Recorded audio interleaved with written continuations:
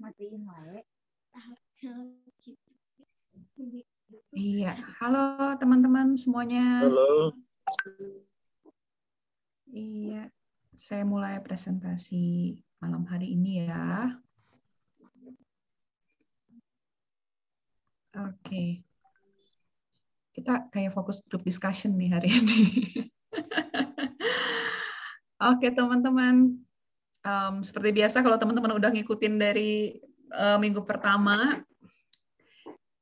co-kritik ini tentu kalian sudah tahu bahwa ini bagian dari kategori di Everyday di Bandung Design Biennale. Dan nama saya Yasmin, saya bakal membawakan acara ini. Seperti yang kalian tahu juga, kalau kalian mengikuti dari minggu lalu, saya bukan arsitek, latar belakang saya pendidikan desain curating and writing, dan saya suka observasi bangunan. Nah, jadi co-kritik ini sih saya bikin sebenarnya buat kita ngobrolin arsitektur atau desain itu nggak cuma masalah teknikal, tapi ada sosialnya, ada budayanya, ada politiknya gitu, yang mempengaruhi desain atau arsitektur dari sebuah bangunan gitu. Kenapa dia bisa begitu? Ada kondisi apa? Dan sampai hari ini sudah ada 4 mini talk co-kritik, ini yang keempat. Dan co ini sendiri sebenarnya artinya tuh selain onomatopi atau suara burung merpati ya dalam bahasa Inggris, tapi juga berucap dengan penuh apresiasi gitu, dengan penuh penghargaan. Jadi saya pengen di co-kritik ini kita bisa membuat kritik itu sebagai sesuatu yang jangan yang dijauhi gitu, tapi di mana kita bisa membuat kritik itu jadi tempat diskusi. Nah, jadi kayak berbalas pesan aja gitu. Kita bisa ngobrolin tentang tradisi, inklusivitas, dan strategi gitu. Dan pesan-pesan yang diungkapkan ini harapannya sih bisa menunjukkan titik buta atau konsekuensi yang desainer kadang mungkin ketika mendesain nggak memikirkan itu gitu atau terlewat. Dan ini juga bisa buat saling sharing antara arsitek dan desainer untuk gimana sih desain yang lebih inklusif gitu. Dan dalam proses kritik ini saya sudah membuat presentasi-presentasi dengan sketsa animasi sederhana yang bisa diakses melalui Google Slides. Kayaknya hari ini saya mau kasih lihat Google Slides-nya ya. Di sini. Nah, jadi kalau teman-teman pengen akses di Google Slides itu, nanti kita akan kasih linknya juga. Linknya sebenarnya sama setiap minggu. Itu ada semua presentasi dari awal sampai hari ini. Dan semua skripnya itu ada di situ. Pembicaraannya semuanya ada. Jadi teman-teman bisa, kalau mau menambahkan komen pun, bisa langsung tambahin komen aja, pengen ngobrol apa di topik-topik tertentu gitu. Dan semuanya akan saya rangkumkan jadi satu untuk presentasi akhir untuk website Bandung Design Biennale. Nah, kembali ke sini. Di sisi kanan ini, kalau teman-teman scan QR code-nya, itu bisa buat mengunggah sketsa. Yang di sisi kiri itu buat slides yang tadi. Nah, hari ini adalah penutup dari rangkaian mini talk co-kritik dalam Bandung Design Biennale ini. Temanya collaboration. Sebagai pembuka, saya pengen cerita sedikit mengenai pengalaman riset saya sebelumnya. Riset ini yang mendasari saya membuat co-kritik sebenarnya, yaitu tentang memikirkan ulang makna tradisi dan budaya dalam berarsitektur. Jadi saat itu saya ke Yogyakarta menemui arsitek yang saya rasa memiliki cara berarsitektur yang unik, Pak Eko Prawoto. Pak Eko ini ikut dalam rekonstruksi desa Ngibian setelah gempa tahun 2006. Jadi desa ini tuh tempat mandornya Pak Eko tinggal, namanya Pak Mariono. Nah, saat membantu ini, Pak Eko tuh nggak berusaha untuk ngatur semua proses membangun. Jadi dia cuma kasih basic desain rumah aja. Basic desain rumah yang kayak apa? Seperti ini. Jadi ini adalah salah satu alternatif yang dia kasih gitu ke warga yang terdampak ya. Kalau kita lihat tadi kan fotonya benar-benar rumahnya rata dengan tanah. Nah, jadi dia kasih desain ini. Dia terinspirasi dari rumah kampung di Jawa dan menurut dia ini rancangan yang kayak gini tuh yang memungkinkan karena bisa diperluas dan disesuaikan dengan keperluan di setiap rumah tangga. Jadi dia sama Pak Mariono itu juga memikirkan selain desain itu, dia ajak Pak Mariono nih, mandornya ini, gimana ya kita bikin struktur yang fleksibel gitu, dengan menggunakan beton bertulang yang disatukan dengan balok kayu, jadi ketika ada gempa, itu nggak patah gitu, tapi ikut bergoyang. Jadi supaya rumahnya nggak rubuh kayak yang terjadi sebelumnya. Nah, dari studi kasus ini tuh, mengintegrasi tradisi itu bukan cuma tentang desain arsitekturnya aja gitu. Di tahun 2006 itu, Pak Mariono tuh satu-satunya penduduk desa yang paham tentang konstruksi. Jadi rumah dia satu-satunya yang selamat dan dia yang satu-satunya paham tentang konstruksi. Tapi dengan adanya gempa itu dan rekonstruksi desa Ngibian, dia lalu mengajari dan memotivasi penduduk desa untuk membangun rumah-rumah mereka yang roboh secara gotong royong daripada nungguin bantuan dari luar. Karena kan saat itu Jogja semuanya terdampak dan kalau nunggu bantuan tuh akan lama gitu. Nah, sebenarnya banyak desa-desa di Indonesia yang memiliki tradisi gotong royong ini saat membangun rumah. Bahkan sampai saat ini ya kita masih bisa ketemu. Maka kalau kita lihat tuh sebenarnya kalau ngomongin implementasi tradisi arsitektural atau budaya gitu, itu bukan cuma masalah bangunannya, tapi tentang gimana berbagi pengetahuan dan mengajarkan sama yang lain agar kebiasaannya atau tradisinya ini tetap bisa hidup dan berlanjut. Nah, ketika 2019 saya mengunjungi Desa Ngibian, itu rumah-rumah itu menunjukkan perluasan dengan memperpanjang atap di sisi kiri yang kanan dan kanan itu. Jadi di bawah atap kiri dan kanan itu diperpanjang, terus dikasih ruangan di bawahnya gitu, dikasih dinding lagi. Nah, ternyata desain kayak gini, selain mempermudah pengerjaan dengan skema gotong royong, itu juga ngasih ruang buat penduduk untuk menggunakan bahan dari sisa-sisa reruntuhan rumah mereka.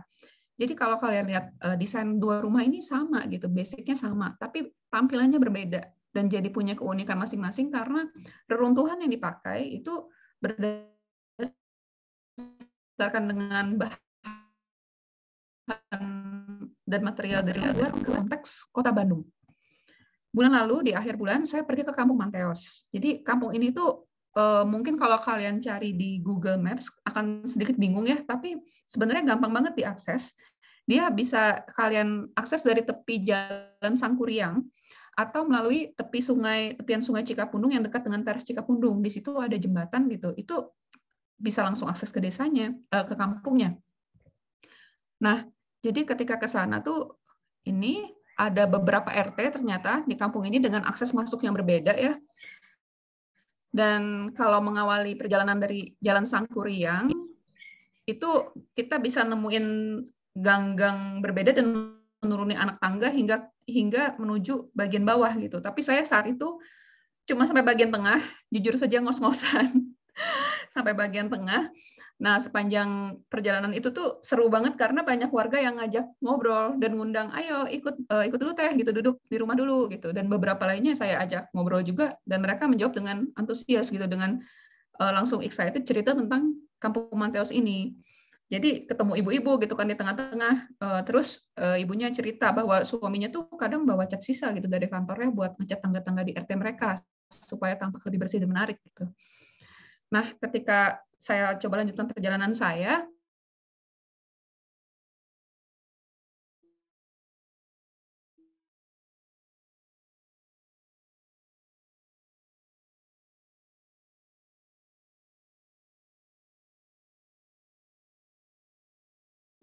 ke RT itu dicat warna gitu balai bambunya. Jadi tinggal jalan lurus, di kirinya itu udah balai bambu itu gitu.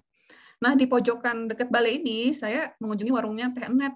Dia cerita, oh dulu tuh kampung ini tuh sempat kumuh dan kotor gitu. Tapi setelah ada kegiatan ngecat bareng, penduduk tuh jadi lebih dibersihin gitu. Jadi lebih peka gitu sama kebersihan, jadi lebih merawat.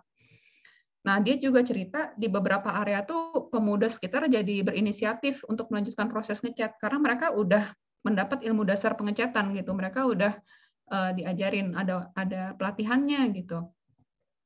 Jadi siapa sih penggerak yang berperan di balik revitalisasi kampung ini dan gimana sih warga bisa ikut bergerak ya menciptakan ruang hidup yang nyaman bagi mereka gitu. Kita ada tamu-tamu istimewa malam ini yaitu Kang Geri Surya Sumantri dan Kang Edi Hidayat dan istrinya ada Tehma.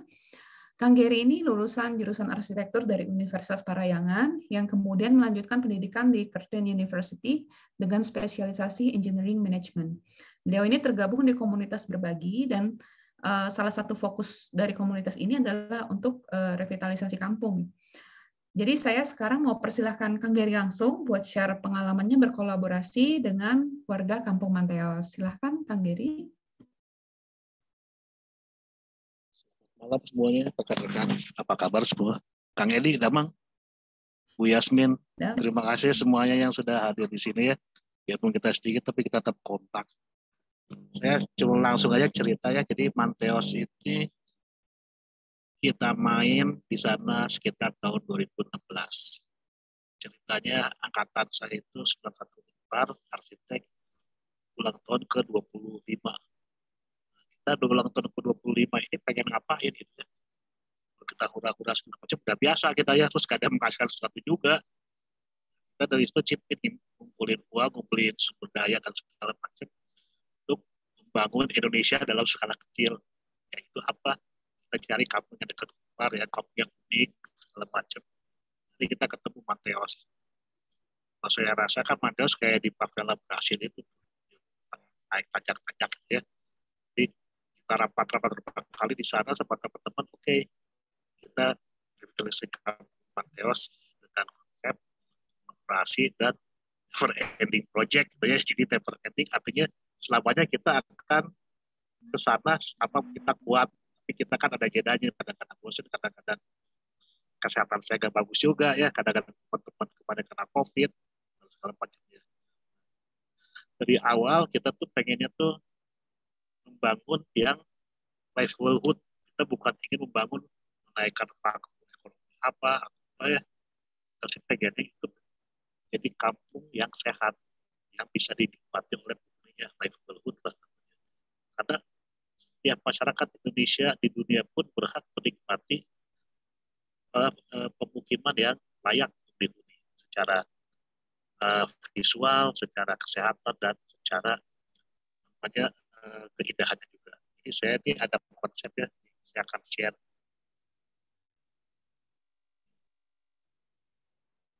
Share screen dulu. Ini drone. Ini keadaan Manteos dulu. Pak Edo udah tahu kan ya? Ya. Ini kayak gini.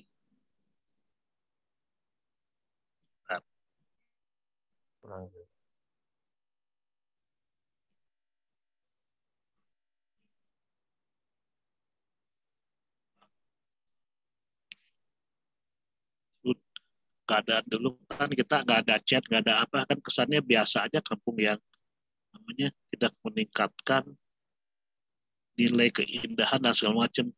Yang saya pikir kan teman-teman kalau luar fisiknya indah secara visual, otomatis penghuninya juga akan merasakan sesuatu yang semangat gitu ya. Lihat indah di warna-warni gitu, mungkin mereka jadi semangat, terus timbul juga gotong royong. Ini keadaan existingnya cepetin.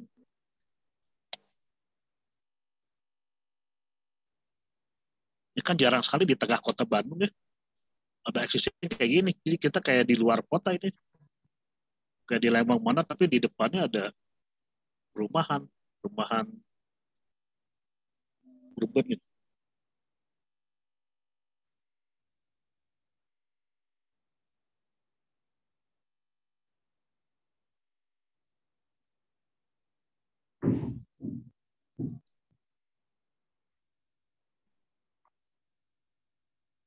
Kang Gary, maaf, Ya. ini kayaknya videonya nggak ke-play deh, Kang. Nggak tampak di share screen-nya. Oh ya? Iya, nggak tampak. Oh, nggak tampak. Ini gimana cara nampakinnya ya? Mungkin harus pilih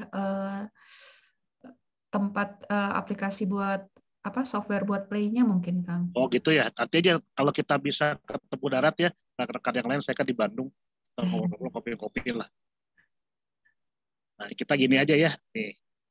Jadi ini konsepnya, ini kelihatan kan, semua kelihatan nggak nih, rekan-rekan? Ini kelihatan nggak ya? Ini baru deretan filenya, Kang. Ininya belum ada ya? Fotonya belum ada. Belum muncul besar.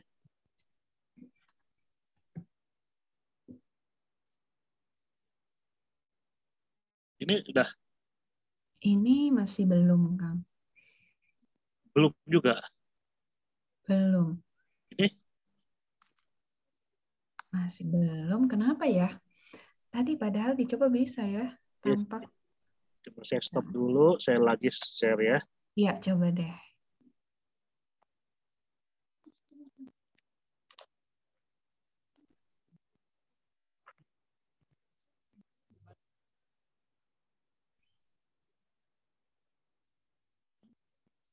Nah, ini kelihatan ya. Nah, ini Nah, kelihatan. itu. Oke. Jadi ini kita mulai itu Oktober ya, 5 tahun yang lalu ya, tahun 2016. Jadi kita alumni 91 lagi ulang tahun. Ulang tahunnya ngapain pestanya? Pestanya pengen pesta sama rakyat gitu.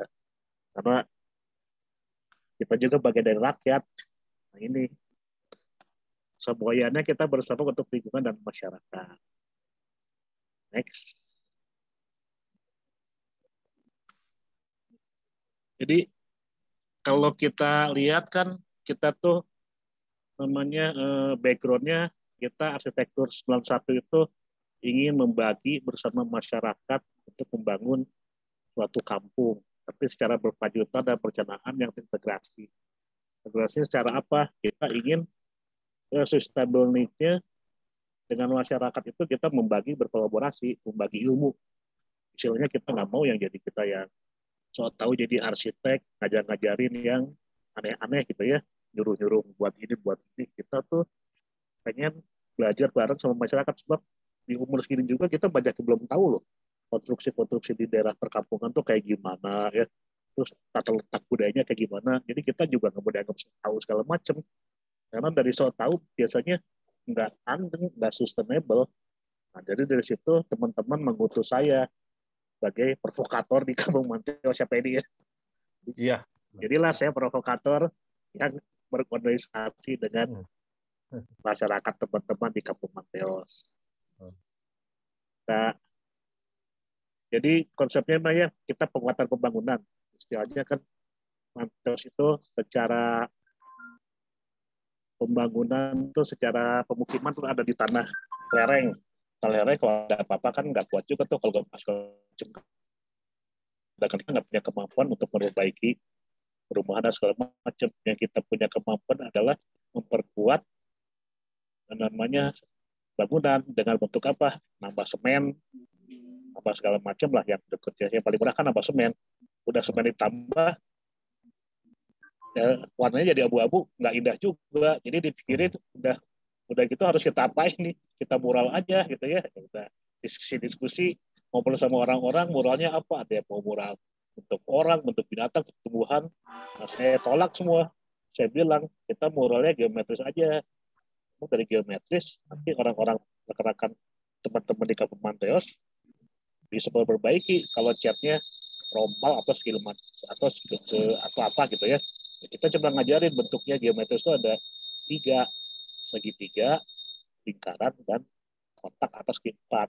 Nanti dari atas ke bawah itu silakan bermetamorfosa, bisa dicampur lingkarannya sama segitiga atau bagaimana ya.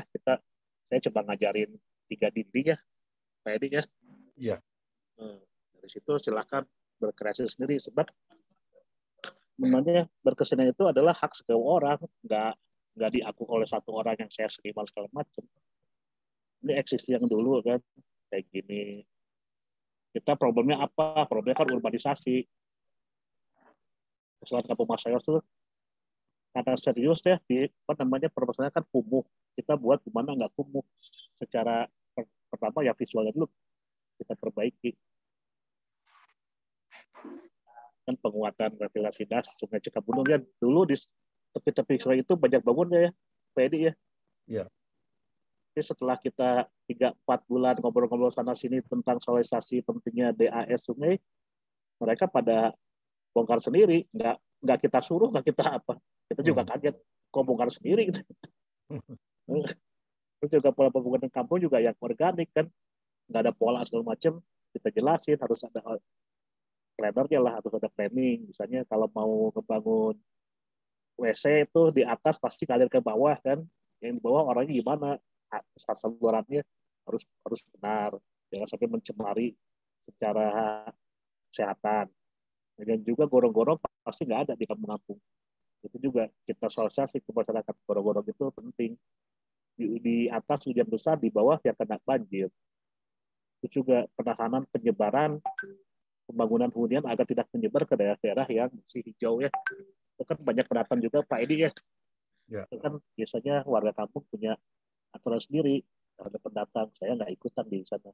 Yang penting kalau ada yang mau ikut tinggal sana ikut dibangun, seenggaknya harus mengikuti aturan kaidah tentang estetika dan kesehatan, keamanan, higienis.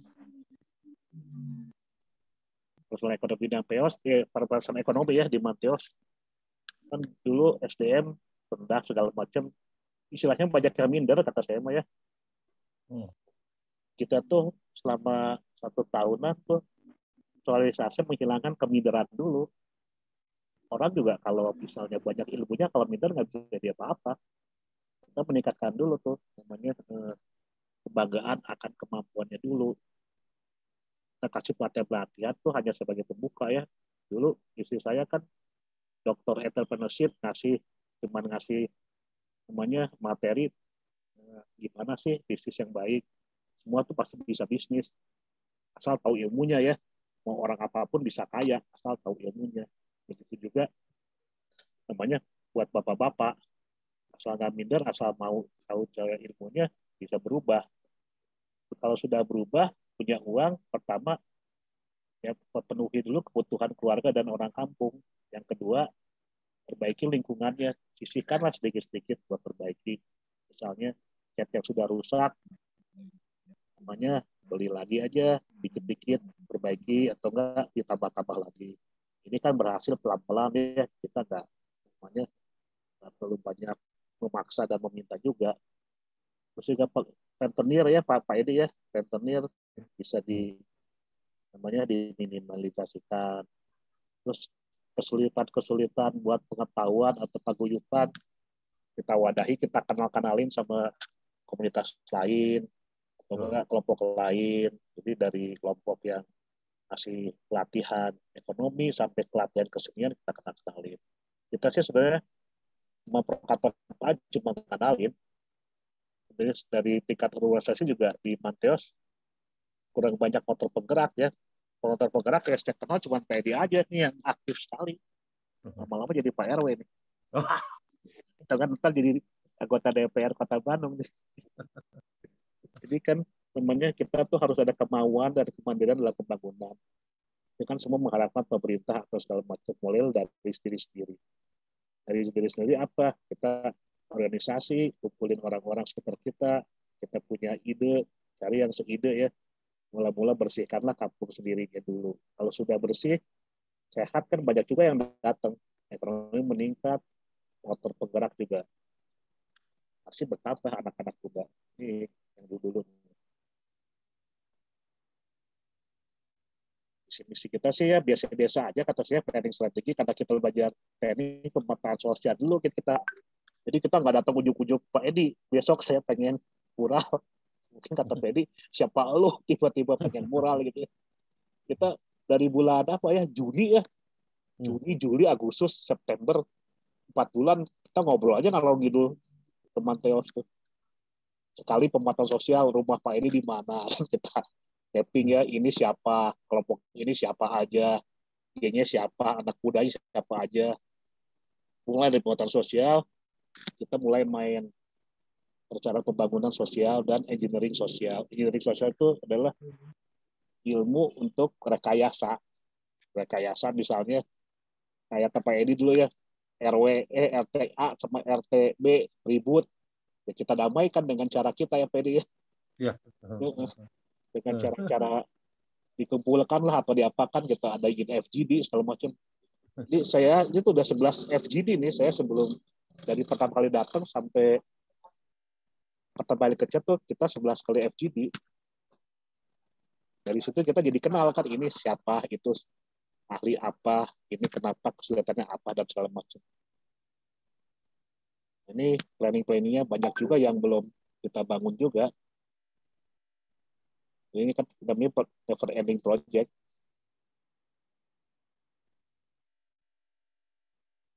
Ini karena kita arsitek, kita pengennya indah-indah kayak gini.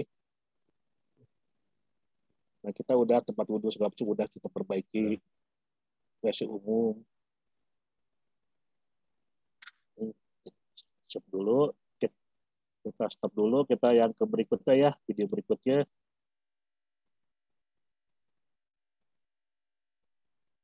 Ini pertama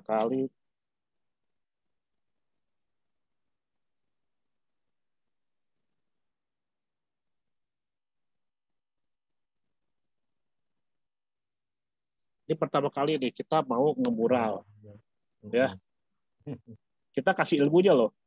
Kita kerjasama sama Jotun. Jotun kan cat mahal tuh, nggak kaleng-kaleng. Kenapa kita kasih cat mahal? Ya, karena teman kita satu di Jotun, direktur Jotun, terus yang kedua, masa kita anak berparmen ya, cat yang kaleng-kaleng gitu ya. Jadi kita kasih Jotun lah. Nah ini kita kasih ilmunya nih. Ilmunya adalah sebelum ngecat, ini jamur-jamur diapain dulu nih? Ada treatmentnya kan ya? Kita ada triknya buat kaleng jamur. Ini namanya pelatihnya dari Jotun langsung. Ini anak-anak di koordinir Kang Edi.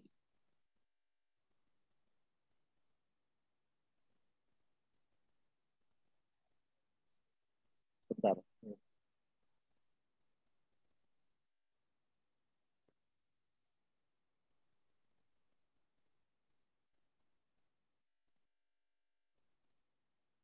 Ini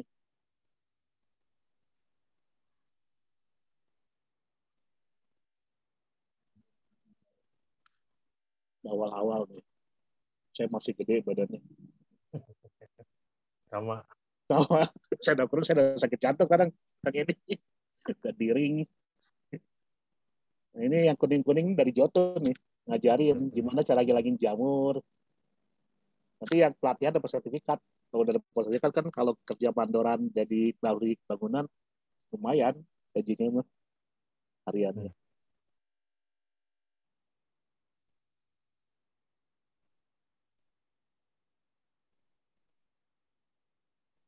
Jadi nggak asal-asal kita ngechat langsung segala macam, kita kasih teknik dulu. Biar hemat gimana, biar bersihin cat gimana, biar tajuran mana, perawat juga gimana. Ini semua warga terlibat ya yang di atas. Senang. Jadi kita ciptakan semacam kegiatan bersama agar semua merasa terlibat. Dan gini kan diakhiri dengan makan-makan biasanya oleh Pak Edi CS. Dan seperti biasa kita paling banyak makannya.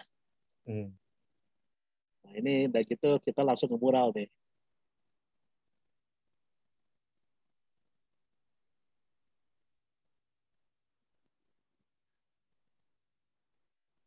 Ini tanggal 22 Oktober nih, 2016.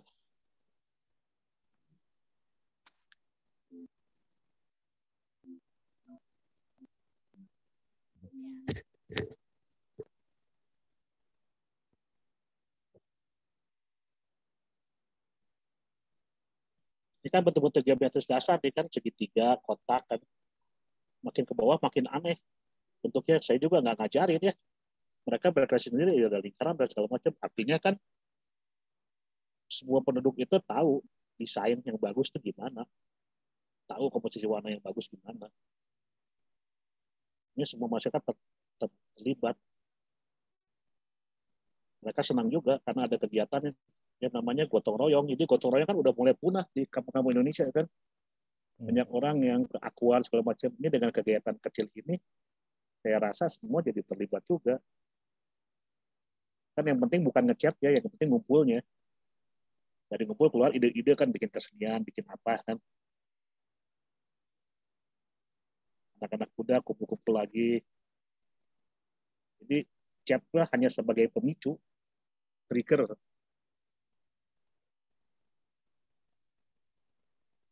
Itu juga sampai di chat tuh. Chatnya sendiri. Udah bukan Jotun lagi. Jotunnya udah habis.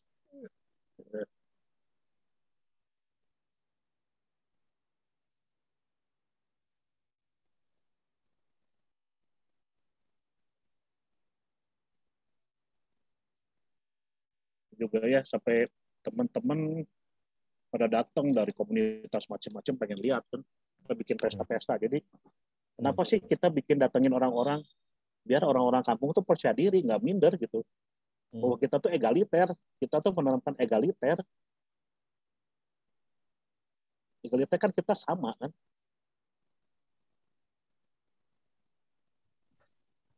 Oke.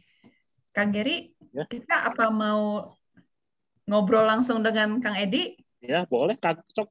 Saya mau kenalin Kang Edi dulu ya. Kang Edi ini, wah terkenal lah seantero Manteos ini mah. Ya. Kalau kita ke Manteos tuh nanya, Kang Kasep mah.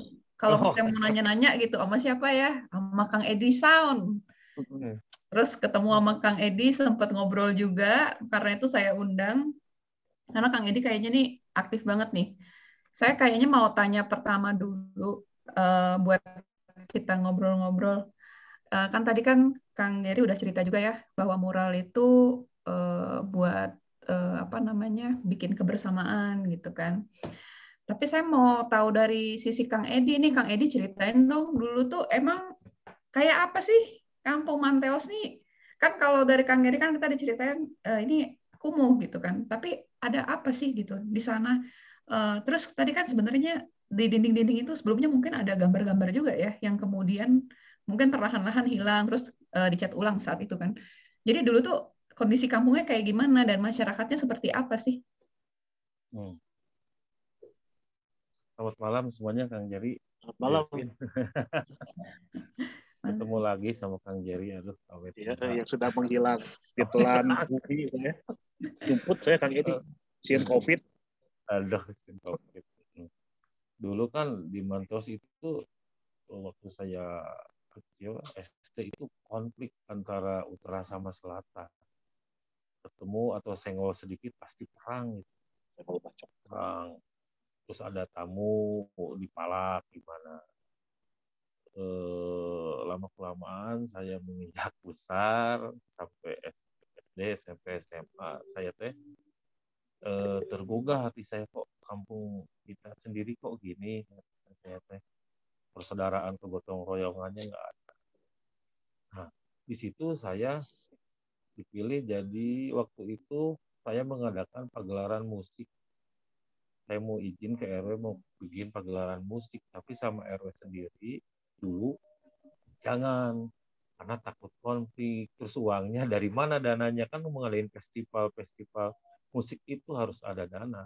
Kata saya jangan takut Pak RW, saya berani bertanggung jawab, saya akan merekrut pemuda-pemuda. Dan waktu itu saya rekrut pemuda-pemuda dengan keahliannya, dengan kehobiannya, yaitu gimana caranya supaya kita pengen menggelar musik, tapi kita jangan minta dana dari warga atau dari kas RW. Kalau kamu pengen, coba kita cari sendiri dananya. Alhamdulillah saya nyewa beca waktu itu berapa ya, 50.000 beca almarhum Pak Jio. Saya sewa keliling sama anak-anak.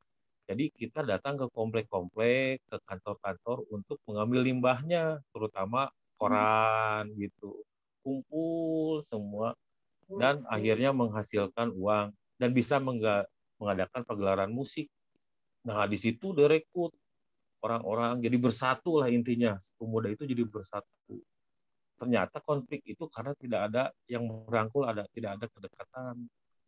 Jadi di situ saya dirangkul, kedekatan, sampai mengadakan pagelaran musik. Sudah itu, saya melihat di ruang publik itu, dulu itu kumuh, ruang publik itu suka disimpan sampah, berangkal, terus roda-roda gitulah, pokoknya kumuh itu. Saya mikir sama anak-anak, kita udah sukses nih bikin pagelaran, gimana kalau kita bikin tempat berkumpul kita? Gimana Kang Edi? Gimana kalau tempat ini dibikin tempat kumpul kita? Bikin saung-saung atau gimana? Anak-anak mikir lagi, uangnya dari mana? Kita harus pakai uang. Ya, jangan mikir gitu. Kita ada start awal yang dulu kan, kita ngumpul-ngumpul barang-barang bekas. Kita gitu aja lagi. Akhirnya mereka juga mau ngumpul-ngumpul, bikin ngumpul-ngumpul barang bekas, akhirnya udunan, ada yang ngasih 10.000 dari anak-anak itu, ada yang 5.000, ada yang inilah banyak ya. Akhirnya saya lapor ke pengurus, Pak, gimana kalau ini tempat sama saya dan anak-anak bikin ruang publik? Ngomong lagi dananya dari mana itu? Nanti kan susah lagi ini ya, biarin ini anak-anak yang giat Pak supaya bikin tempatnya bersih dan tidak kumuh. Silakan kalau Anda mau dan bisa mah. Alhamdulillah saya kumpul-kumpul dengan anak bikin satu lantai itu saung itu rereongan. Yang tadinya berapa orang, jadi warga pada mau, ada yang kirim makanan, ada yang tenaga, ada yang materinya, uangnya, akhirnya bersatu lah gitu. Nah, sesudah itu terbentuklah saung ruang publik. Sama kelamaan anak-anak mikir, Kang, gimana ini ruang publiknya reyotnya gak enakeun, udah jadi tapi gak enakeun. Nah, muncullah pahlawan di situ, Kang Geri ngobrol-ngobrol di bawah. Kebetulan Kang Geri teman Teos, saya pantau aja. Ini Kang Geri itu mau kemana nih arahnya? Ngobrol-ngobrol berapa bulan lah lama. Cuman ngobrol aja Kang Geri itu jadi detektif. Ngobrol, wangkong, bawa kopi, Kang Geri. Yang tadinya saya nggak suka ngopi, jadi ngopi gara-gara Kang Geri itu. Sama warga, sama pengurus, ngopi-ngopi. Akhirnya Kang Geri itu bikin acara yaitu Yahintara Peduli dan membawa donatur Kang Geri banyak sampai keteteran. Saya juga sampai lupa ke rumah. Jadi di ruang publik aja terus sama Kang Geri. Ada yang sesudah itu Kang Geri orang bikin gini, ayo. Jadi pendekatan dulu bagusnya Kang Geri itu nggak langsung kita bikin ini, enggak, di pendekatan yuk main Kang Edi ke sini ke RT 6, ke RT 5 ngobrol ngopi sampai waktu itu bulan Ramadan sampai buka puasa di bawah, di atas bawa kue sama Kang Faisal bagi-bagi kue. Dan akhirnya gimana ya Kang kalau ini dicat supaya bagus, ya gimana Kang Geri, kan saya nggak bisa dan nggak tahu gimana caranya. Nah Kang Geri sama yang Hintara mendatangkan sponsor cat Jotun itu. Tapi Kang Geri kalau bisa jangan asal ngecat. Kalau asal ngecat saya nggak mau, ilmunya buat masyarakat nanti nggak ada. Iya nanti saya ada ya pelatihan ngecat, cara membangun gimana lah, bilang-bilangan ilmu-ilmu arsitek sama Kang Geri diajarin sama anak-anak. Dan waktu itu tiap hari Yasmin di ruang publik itu penuh. RT-nya, ibu-ibunya, anak-anaknya, karena ada Kang Geri. Oh, ada Kang Geri, ada Kang Geri gitu. Oh. Sesudah itu ada pelatihan ngecat dari Jotunnya Kang Geri. Ya. Jadi cara mengecat tembok itu dilihat dulu, ini tembok itu ada jamurnya, jadi nggak bisa cat itu nggak bisa nempel dan nggak bisa kuat tahan lama, harus dihilangin. Kalau nggak salah itu pakai Baiklin itu. Campur berapa cc gitu. Sama Dettol. Dan Kang Geri kalau bisa muralnya jangan yang aneh-aneh. Kalau berbentuk kita kan bukan pelukis, bukan tukang gambar, nggak bisa kan. Kata Kang Geri, iya gampang Kang, kita bikin itu aja. Segitiga, kotak, sama bulat. Nah disitulah satu kali belajar sama Kang Mulus ya Kang Geri ya. Teman sama saya. Kang Mulus, teman Kang Geri itu. Itu juga sakit sekarang tuh. Oh gitu. Ya doain sehat lah Kang Mulus, jadi bisa dipantas lagi. Terus setelah itu pertama tim kami pemuda yang mengecat sama Kang Geri sama Kang Mulus. Sesudah itu lama-lama saya keteteran Kang Geri. Jadi warga pada ngambek sama saya. Kok Kang Edi yang dicat cuma ruang publik aja? Daerah kami juga mau dong. Nah di situ jadi saya minta terus ke Kang Geri, ini catnya habis, kirim sama Kang Geri. Jadi yang ngerjain bukan tim saya lagi, bukan pemuda lagi. Jadi semua ibu-ibu, anak-anak dikasih aja catnya. Jadi sendiri, makanya kata Kang Geri ke bawah, ke pinggir jadi beda gambarnya. Maksudnya jadi ada apa? Desainnya ya. Jadi semua warga ikut sampai keteteran saya itu cat. Alhamdulillah lah. Dan sekarang alhamdulillah setelah dicat dan saya juga aneh dan keteteran lagi Yasmin gara-gara Kang Geri itu. banyak tamu bingung. Dari Mendadak komunitas sibuk. foto, komunitas alat, dari Mesir, dari Jepang, aduh, Kang Geri Korea. gimana lagi? Iya, bingung saya, aduh. Terus banyak tamu. Alhamdulillah saya ucapkan terima kasih Kang Geri lah. Sama-sama. Jadi sekarang itu Manteos teh jadi haneutkeun lah, mun urang mah jadi getihan lagi, jadi berdarah lagi, jadi ada kekuatan lagi. Jadi persatuan dan kesatuannya jadi ini. Yang tadinya tidak kenal jadi kenal itu gara-gara chat, gara-gara murah Kang Geri. Alhamdulillah ya Kang Geri. Ya, sama-sama. Dan yang saya senang dari yang Yasmin itu Pak Ridwan Kamil itu ada seni Bandung kalau nggak salah. Di antaranya salah satunya daerah yang lain enggak, cuman Manteos terpilih jadi itu tempat seni Bandung, pagelaran seni. Alhamdulillah kedatangan seniman Bandung, terutama Kang Iman Soleh. Ada pagelaran wayang, ada puisi. Dan setelah dicet itu di mural ruang publik banyak tamu, justru kita yang bukan yang mendatangkan, mereka yang pengen tampil di tempat kita. Gitu. Malahan pengusaha Bandung ya Kang Geri yang bawa itu PBB Bu Helvi, Ya, Bu Helvi datang. kumpul, sempat kumpul di Bandung ya. Pusing juga saya diteleponin tante-tante itu.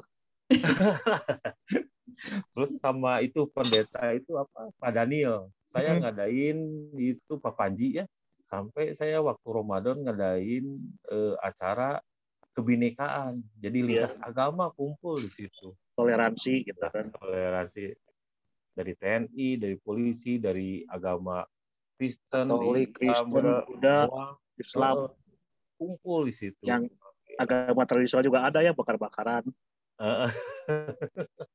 Jadi istilah nama jadi senang saya mengucapkan terima kasih lah. Intinya mah kedekatan. Iya. Sentuhan kolbunya itu hatinya. Iya, jadi kita teh ada lagi, kita kan nggak egaliter, kita kesama kan. Nah, kita harus saling menghormati, budaya kita emang gitu dari dulu, bukan budaya eksklusif. Kita boleh eksklusif di pemikiran aja. Nah, itu mungkin Kang Geri boleh ceritain juga deh. Kalau saya lihat, kan kita sempat ngobrol juga ya Kang Geri. Kita banyak udah lihat kampung-kampung warna-warni gitu, warna-warni di luar Manteos ya, misalnya di beberapa kota lain gitu. Tapi kan itu kan langsung ya udah dikasih dana untuk cat, semua ngecat atapnya, bangunannya gitu. Tapi setelah itu banyak yang gagal gitu karena mungkin pemikirannya ya dijadikan desa wisata aja warna-warni gitu. Ketika pandemi ya hancurlah gitu kan, nggak ada apapun yang dihasilkan dari situ gitu. Nah, kalau dari Kang Geri sendiri, kan berbulan-bulan nih di Manteos gitu. Apa yang Kang Geri lihat dari kondisi sosial masyarakat di Manteos yang bisa bikin kegiatan Kang Geri ini berhasil gitu? Maksudnya, kenapa orang-orang bisa mau bergerak ya? Karena kan kadang kita bikin acara, nih contohnya aja nih saya bikin co-kritik ya, berapa orang sih yang bisa saya gerakan buat datang gitu? Kan nggak selalu banyak gitu, kadang banyak, kadang sedikit gitu kan. Tapi kalau dari sisi Kang Geri kan itu menggerakkan berarti satu kampung bersama Kang Edi gitu kan. Itu bisa Kang Geri ceritain nggak? Ya, saya cerita aja sedikit ya Kang Geri ya. Jadi kita tuh kalau ingin ada kegiatan urban gitu ya, pembangunan urbanisasi, kalau kita adalah membangun secara bersama, kolaborasi. Semua orang tuh harus di tempat itu minimal setengahnya 50% tuh harus merasa ikut dalam pembangunan itu, entah dalam bentuk konsep, saran, tenaga, ataupun maintenance. Itu kita kan harus kita libatkan, kita harus pemetaan nih orang ini bisanya buat apa, kayak Kang Edi kan, yang lain bisa kerja, yang lain bisa gerakin apa. Nah, itu harus kita simpul, kita rajut simpul-simpul itu tuh. Jadi satu kesatuan bahwa kampung itu nanti kompak. Saya mengkritik tentang kampung-kampung lain yang dicet oleh beberapa institusi ya, dikasih chat harus jadi warna-warni dan wisata. Itu kan pengennya PAD ya, pendapatan hasil daerah atau cuan kan. Cuan sesaat yang pengennya instan, gue pengen cuan PAD, misalnya 10 juta sebulan dari desa ini, saya sih nggak mau. Saya justru nggak pengen Manteos berapa tahun itu didatengin orang-orang dulu yang buat foto-foto segala macam ya, karena belum siap orang. Juga orang yang datang nanti nggak nyaman kalau gitu kan, kayak komersialisasi. Kita pengen nyiapin orang itu nggak minder dulu. Kalau orang nggak minder itu bisa ngapain aja. Ilmu kan bisa kita kasih lah ya, kita sharing ilmu segala macam biar semuanya maju. Yang penting nggak minder dulu. Pertama dari itu kita mengikat merajut gotong royong dulu. Kompakan yang udah ini kita rajut lagi. Caranya gimana ya? Kayak tadi gitu. Iya, saya kasih share video juga ya. Share inilah, share gambar-gambar. Ini kelihatan nggak? Ya? Ini tapi belum, cuma thumbnail-nya aja, Kang. Bentar, saya kasih tes dulu.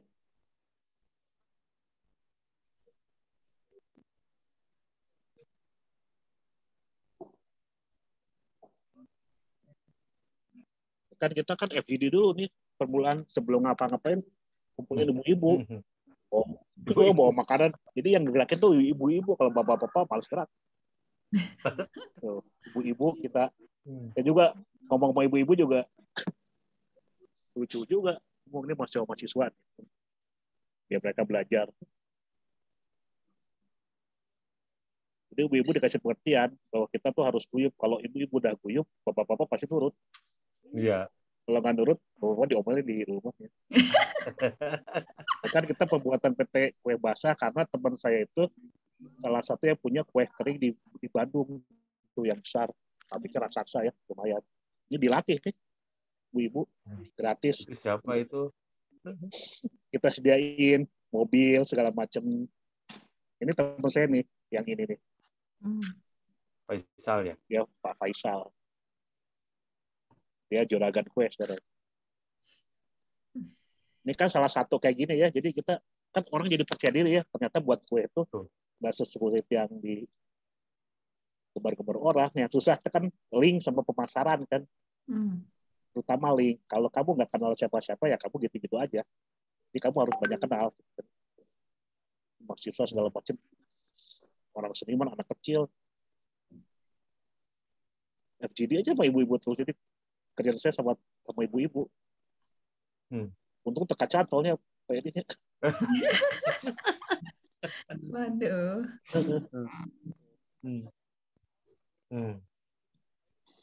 Kayak gini.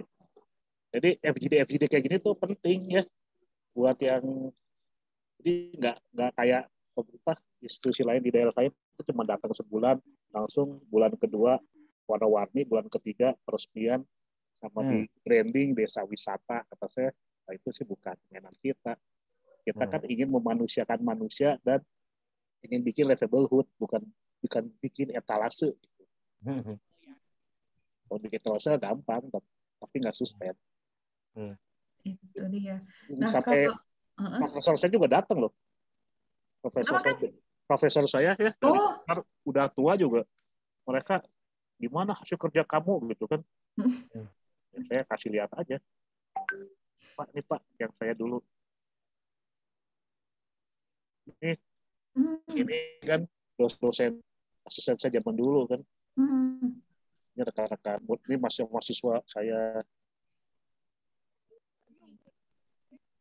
Jadi mereka juga lihat anak-anak unpadnya bahwa ngebangun tuh bukan sebagai etalase doang ya, bukan kita skin fashion doang, kita harus membangun sampai ke dalam kalau buat masyarakat ya, karena kita berhubungan dengan orang, bukan benda. Begitu kayaknya Yasmin ya saya ya. Nanti kalau misalnya ada Lekap Putra, Pak Ahmad Yusuf mau ngobrol-ngobrol, silakan. Nanti saya kasih kopi. Nah, itu diundang udah langsung sama Kang Gerinya tuh. Mau kopi boleh, mau bir boleh, Pak ini. Jangan itu. Oh jangan, nggak boleh. Nah ini ada pertanyaan dari Lekap. Wah asik tuh ngopi. Yeah. Nih, salam dari warga Kecamatan Coblong, Bandung. Bentar saya drag dulu ya. yang sekarang tinggal di Jakarta. Oh, nih Leka dulu tinggalnya di Coblong, Bandung, sekarang di Jakarta. Mau tanya ke Kang Gary dan Kang Edi. Tadi kan Kang Gary sempat bilang di awal-awal tujuannya itu menaikkan percaya diri warga atau menghilangkan minder dan meningkatkan gotong royong sebelum kampungnya siap didatangi pengunjung. Kalau sekarang gimana Kang kondisinya? Apakah dirasa sudah lebih siap kalau ada pengunjung? Saya jawab, saya sekarang sudah siap. Ya. Dari tahun 2015 sudah siap. Udah punya cara ngeles jawabnya gimana, cara cari uang CSR gimana. Cuman karena kemarin pandemi, jaminannya gimana? Minder sekarang dulu nyumput wae. Karena kalau kita nego di restoran bagus gimana? Kita kan trik-trik itu harus diajarin kan. Harus ada yang mengenalkan. Kita nego di kafe mahal gimana caranya biar nggak minder segala macam. Dari situ Pak Edi sekarang saya rasa sudah siap. Kemarin kita kepotong COVID ya. COVID betul. Teman-teman saya kirim bantuan 1 truk tuh ya. Sembako ya. Sembako. Ya. Begitu teman saya sekarang nyumput lagi, ada yang sakit COVID ada segala macam. Nantilah kita tahun 2022 main lagi ke sana. Ya. Bawa macam-macam lagi. Mainkan. Nah, kalau Kang Edi gimana Kang Edi? Kalau dari sisi Kang Edi ceritanya gimana nih? Kalau Kang Edi merasa udah siap nih, misalnya kondisinya, siapnya bedanya dengan dulu nggak siap karena apa, sekarang siap karena apa nih? Siap kan sekarang contohnya jadi nggak malu lagi ngikut lagi karena sama Kang Jerry diajak terus disuruh ngobrol jadi pembicara sama Kang Jerry. Belum saya nggak bisa. Sama Profesor Unpad. Belum sama Binder. Sekumpat. Saya di riungan juga kayak ini ngobrol. Nggak mau orang lain aja. Saya suka Unpad. Ya dorong aja biar ngobrol. Diceburin ya. Jadi jangan tanggung-tanggung gitu. Dan hebatnya Kang Jerry gitu. Yasmin dulu hebatnya itu apa? Dia bikin konflik dulu. Nah, coba diceritain. Kang Edi, konfliknya gimana coba?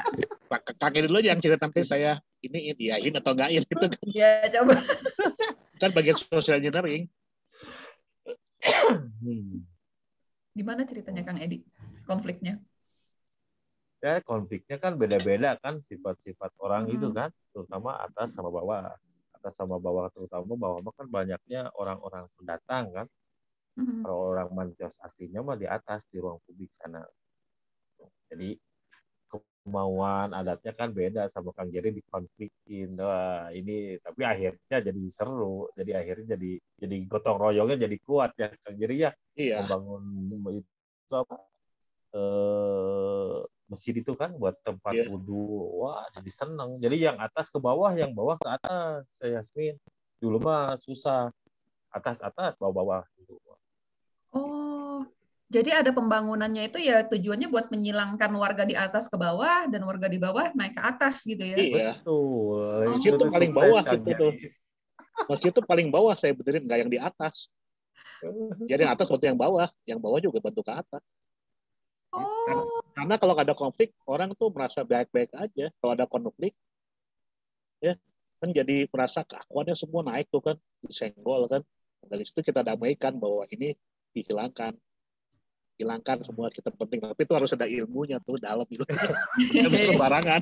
Ilmu rahasianya ya. Loh, di bawah dibangunkan masjid. Kalau yang di atas apa Kang? Ruang publik itu, Chat. Oh, yang ruang publik itu. Jadi bolak-baliknya di situ. Oke. Di bawah kan ada ini, kan ada teras Manteos. Oh, iya. Nah, terus nih kalau tadi mungkin kita ngobrolin konflik ya, karena ada kayak perbedaan mungkin di orang-orang yang tinggal di bawah dan di atas. Dari saya tertarik juga, saya pengen teman-teman kita yang kayak fokus group discussion ini mungkin juga bisa dengar gitu dari Kang Gary ya. Apa sih yang bikin Bandung tuh karakteristik ciri Bandung itu apa yang bikin kayak gini tuh bisa berjalan gitu. Dan kalau kita lihat kan komunitas arsitektur gitu atau kayak tadi komunitas berbagi dan orang-orang di Kampung Manteos itu tuh benar-benar aktif gitu, benar-benar mau turut serta gitu. Kira-kira ciri khusus Bandung di dalam keberhasilan itu apa ya, Kang? Gitu. Boleh saya jawab duluan, Kang Edi? Kang Edi Boleh kalau dulu. kalau mau jawab juga boleh juga. Iya. Kira-kira menurut Kang Edi apa yang bikin, ciri apa sih yang dari Bandung, kota Bandung ini gitu, yang bikin wah saya mau join, saya mau ikut gitu, saya mau bantuin juga gitu, mau gotong royong gitu. Kira-kira ciri dasar apa yang mungkin dulu nggak nyadar kali ya ada itu gitu, tapi pas ini oh ternyata kita tuh punya ini nih yang bikin tinggal ada penggeraknya semuanya bisa jadi gitu, bisa berhasil gitu. Iya. Karena Bandung beda ya Kang Edi ya. Kalau saya Iya. rasa sih, karena saya sudah kunjungi kota-kota besar di Indonesia ya. Kota-kota yang bisa kayak gini tuh dengan penggerak-penggerak lokal tuh Bandung, Jogja ya. Jakarta bagian ikut-ikutan lah. Jakarta terlalu heterogen ya. Malang juga sedikit. Cuman Bandung sama Jogja, spirit of Bandung sama spirit of Jogja itu beda buat Indonesia ya. Terutama buat desain. Tapi kita Bandung Jogja tuh punya khas. Bandung gini, Jogja gitu ya. Bandung itu lebih namanya, karena Bandung dulu kan kota kolonial. Orang-orang banyak, jadi biarpun di tanah Sunda orangnya bukan orang Sunda tapi Junda. Junda itu kan bersikap Sunda gitu ya. Beda dengan orang Cianjur, Tasik, kita berlogat Sunda tapi kita sedikit global ya, sedikit Jakarta, sedikit kolonial ada ya, sedikit rock and roll juga ada ya. Kalau Jogja beda lagi. Dari situ karena kita budaya Bandung itu lebih terbuka gitu untuk kebebasan berekspresi. Masyarakat di bawah juga kalau kita mengaplikasikan sesuatu tentang pembangunan yang dirasa oleh masyarakat bawah oke, kita bisa jalan.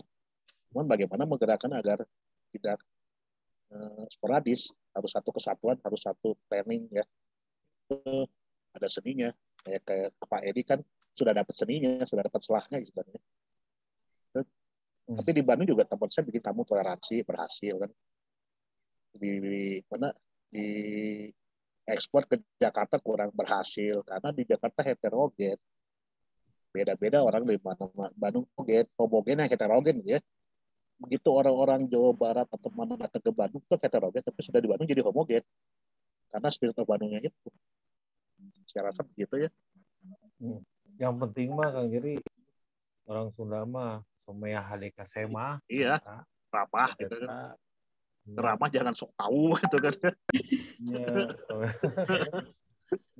Boleh sok tahu tapi di dalam hati aja gitu. Itu ya, itu saya rasa yang menarik banget sih, menarik banget. Dan ketika tadi Kang Edi juga bilang ya, kalau orang di Bandung tuh ya ramah gitu kan. Dan itu mungkin salah satu karakter yang bisa dibilang ya nyundanya itu ketika orang datang terserah mau dari mana, ketika ke Bandung mendapatkan terpapar dengan budaya dan keseharian orang di Bandung gitu, kita otomatis pengen ikut gitu kan, kita otomatis mencerminkan apa yang ada di sekitar kita gitu. Nah, ini pertanyaan dari Leka lagi ya. Kalau dari Yasmin sebagai pendatang yang akhir-akhir ini intens ke Bandung buat BDB, apa karakter masyarakat Bandung yang terasa? Yang paling terasa adalah memang benar ya keramahan itu gitu, dan begitu kita ngobrol tuh ada perasaan kedekatan gitu dengan apa ya, luas. Dan ke kampung-kampung di Jakarta tuh beberapa kali jalan kaki tuh merasa kayak nyapa orang mungkin nggak dianggap gitu kan, kadang-kadang ya udah aja gitu. Insecure juga di Jakarta.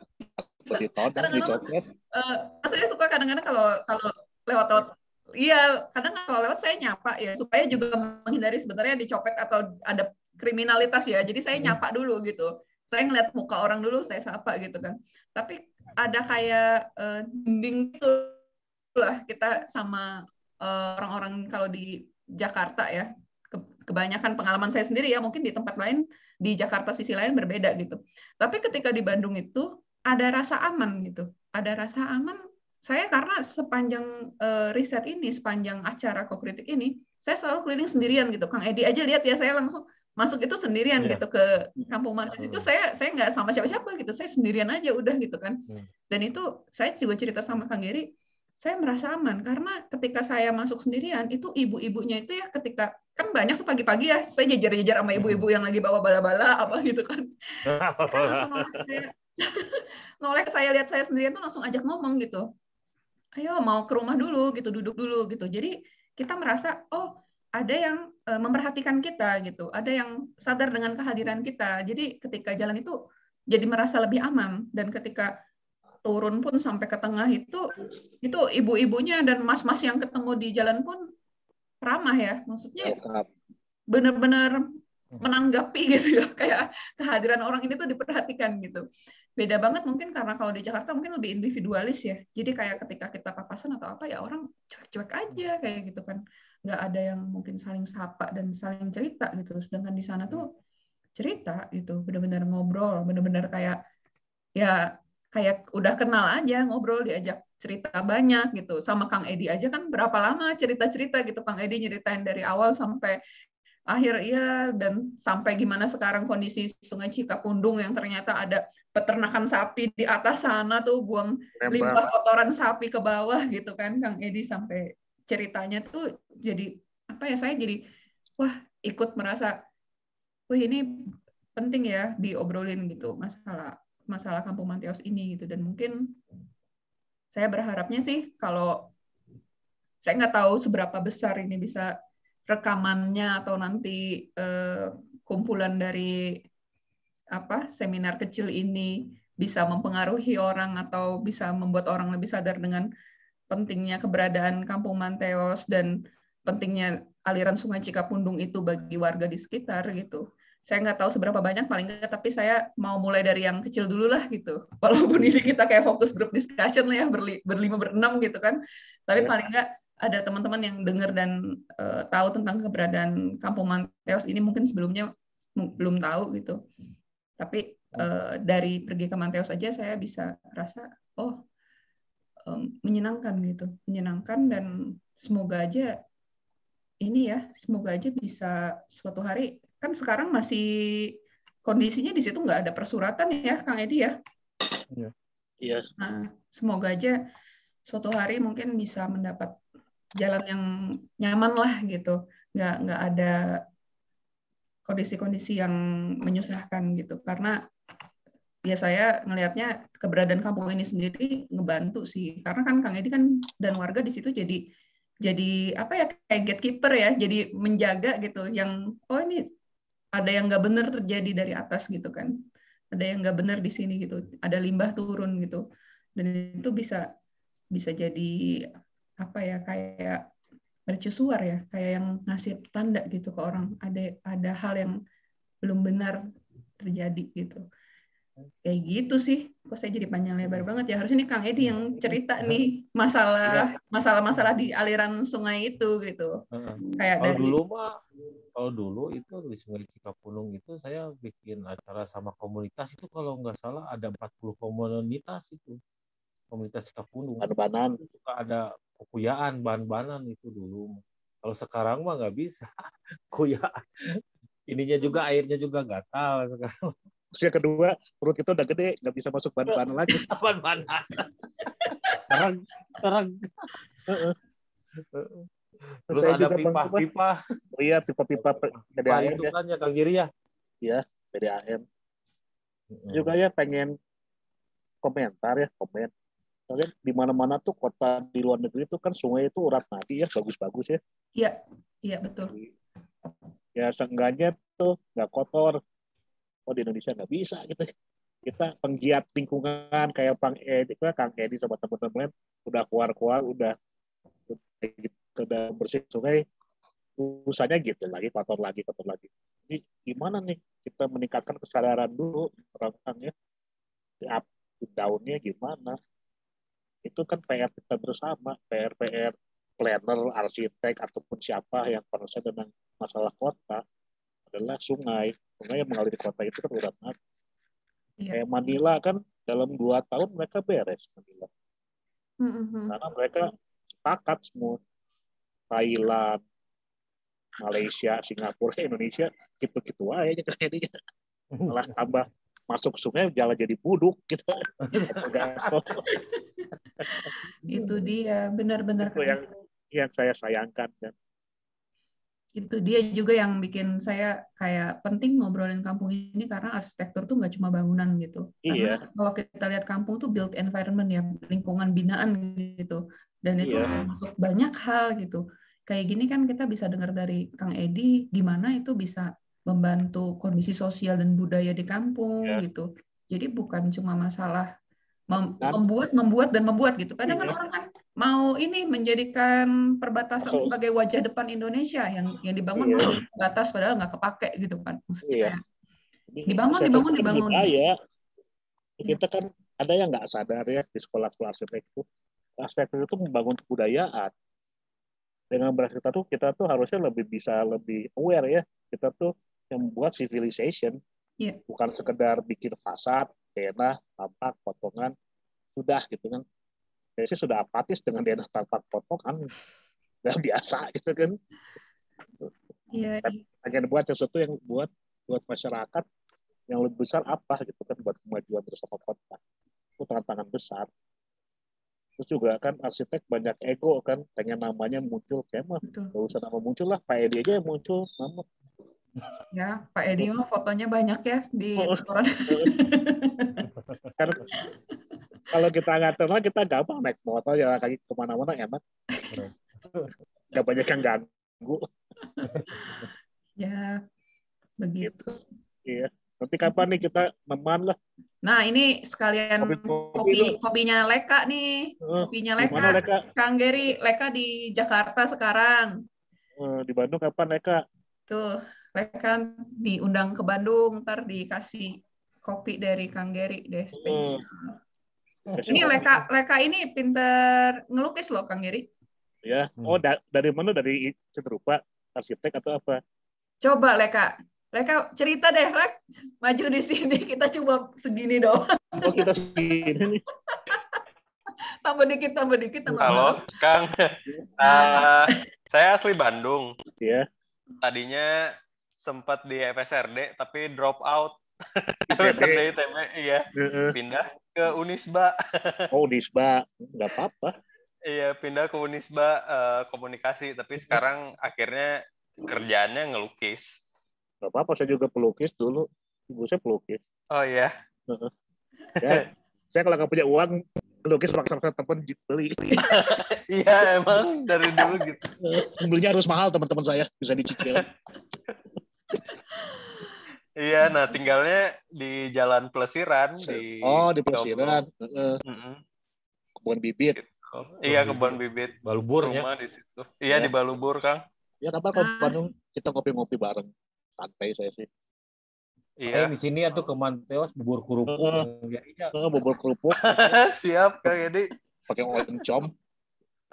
Ntar kan istrinya Kang Edi kan udah ikut itu pelatihan yang bikin kue-kue makanan. Nah, kita ngeri. Kalau Ahmad Yusuf di mana Ahmad Yusuf? Mana nih connecting to audio? Nggak tahu nih. Kita kayak ini ya dipanggil-panggilin semuanya. Kayak dosen aja. Kayak dosen aja gitu. Saya juga ngajar loh. Saya ngajar di Unpad ya. Dengan Unpad di sosiologi. Aneh kan. Saya ngajarin pembangunan. Aneh juga. Terus ngajar di UIN, Sekolah Islam juga. Ngajarin pengabdian masyarakat. Aneh juga. Terbangan nyambung gitu, tapi senang. Banyak muridnya yang nanya-nanya kan.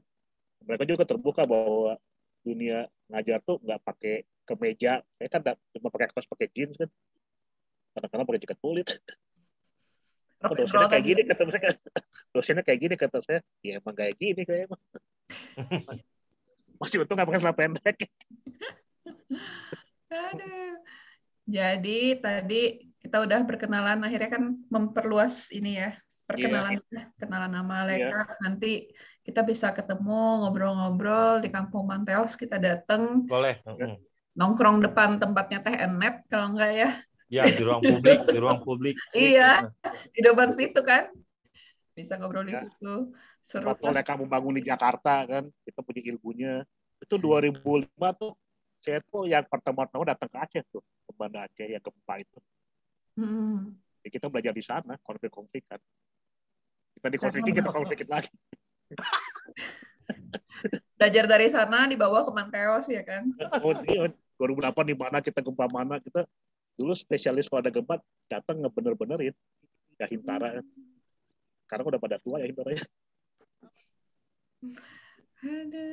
Enggak ada ini ya Kang, pengkaderan berikutnya? Ada, nanti kalau mau kenal kita ngobrol-ngobrol. Ya Hintara lagi buat beberapa project. Kemarin juga diresmiin presiden kan, buat rumah singgah TBC. Tapi yang ngedesain anak-anak kita lombain, kita lombain yang ngedesain juga, yang ngebantu. Jadi kita cuma bikin pengumuman sama buka tutup, kasih hadiah, itu doang. Ya mendukung ininya lah ya, supaya berjalan, mendukung programnya supaya berjalan ya, kayak di Manteos juga. Kang Edi punya idenya, terus Kang Geri support idenya harus digimanakan gitu. Sebenarnya itu tadi ya yang dari Kang Geri. Ini Kang Geri harusnya waktunya udah selesai ya kita ya. Saya kata penutup aja nih tadi. Saya pikir yang paling bermanfaat. Oh ya ini sebentar. Kang Geri, Yasmin, ruang publik teh mau cita-cita saya mau dipengen itu jadi Manteos Center teh ya. Oh iya. Manteos Center. Jadi semua itu pusat di sana, kesehatan, ekonomi. Bikin atau ininya presentasinya dulu, bikin nanti saya sama teman-teman datang presentasi. Langsung. Sekalian di sini banget. Itu jadi itu. Habis PPKM 23 kan habis Januari teman-teman saya kan perlu kegiatan tuh presentasi. Iya gitu dong Kang Geri, jangan kegiatan tuh suka bulan-bulan berber udah mau habis tahun pada cari ini pas dari awal gitu kan, kayak ini Januari, Februari gitu kan sampai akhir tahun. Kalau berber tuh orang cuma buber ngabisin dana ini doang biasanya. Jadi bikin presentasi yang bagus pasti ada yang tertarik teman-teman saya mah. Sekarang kita ngobrol-ngobrol nyanyi-nyanyi gitu-gitu kan, ya maklum kita kan nggak pernah jadi tua. Fisik aja jadi tua. Pikiran tetap ya, jiwa tetap. Iya. Nah, gimana nih Kang Edi? Udah boleh saya tutup nih? Siap. Ya, nuhun. Jadi saya nyimpulin aja bahwa saya senang banget dengan tadi kata-kata Kang Geri bahwa ketika di proyek kerjasama dengan Manteos itu menerapkan sistem egaliter gitu, bahwa kita semua tuh setara gitu kan di garis horizontal gitu, nggak ada yang lebih tinggi, nggak ada yang lebih rendah gitu. Dan itu juga yang bikin tadi gimana cara meningkatkan percaya diri ya, karena ketika kita kepercayaan diri itu nggak ada, mau diskusi pun akan susah gitu, mau ngobrol pun akan susah. Dan di situ arsitektur berperannya buat mengumpulkan orang aja gitu kan. Sebenarnya arsitektur seorang arsitek bukannya cuma membuat sebuah artefak, sebuah benda desain gitu, tapi gimana bisa menggerakkan gitu, dan bisa merancang social engineering tadi ya dari Kang Geri gitu.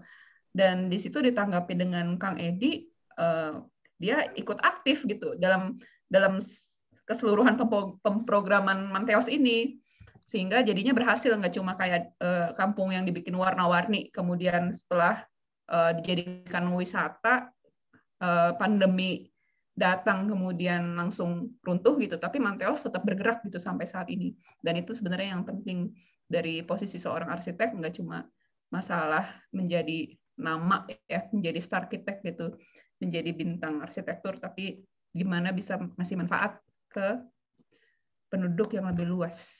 Begitu aja.